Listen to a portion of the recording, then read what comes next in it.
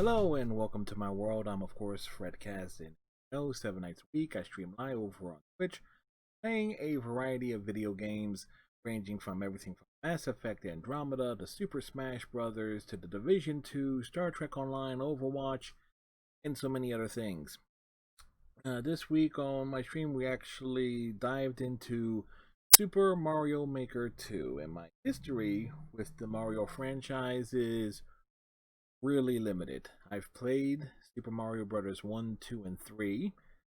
I've never played Super Mario World, didn't play any of the 3D Mario games, so I've never played Mario 64, never Mario Sunshine, Mario Galaxy, Luigi's Mansion, Mario's Odyssey.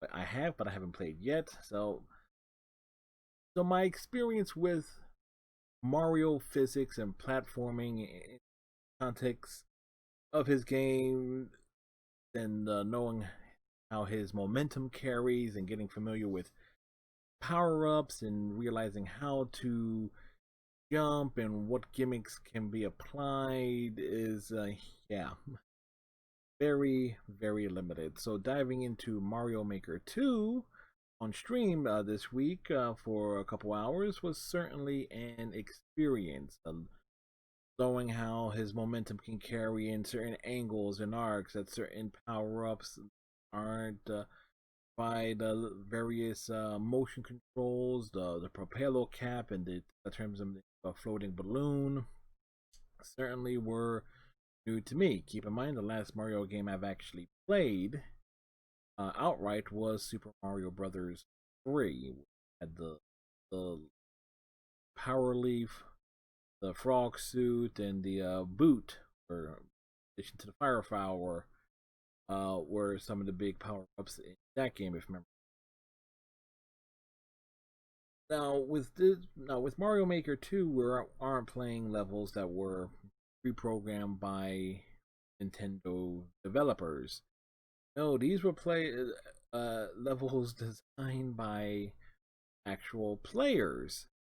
And needless to say, some of which I was able to navigate through, some of which, as you probably can tell, has more often than not resulted in my death. And it's really becomes a case of trial and error.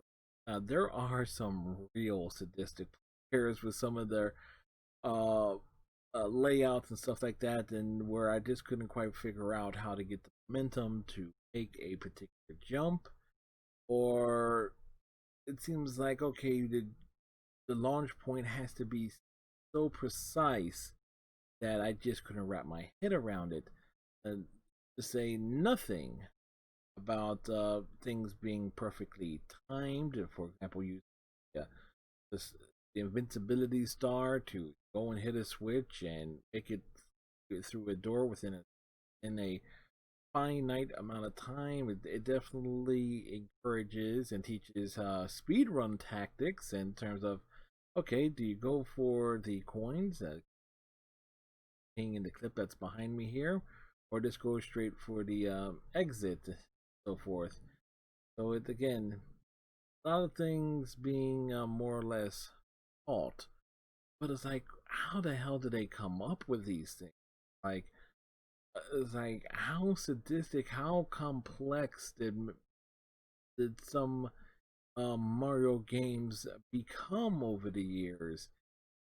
And I'm saying this, and I'm actually remembering back towards the end of Mario Brothers 3, where you're definitely bouncing off of every cannonball and bullet bill possible to get across airships and stuff. So yeah, I can see that. Okay, this was something greatly influenced back in the day.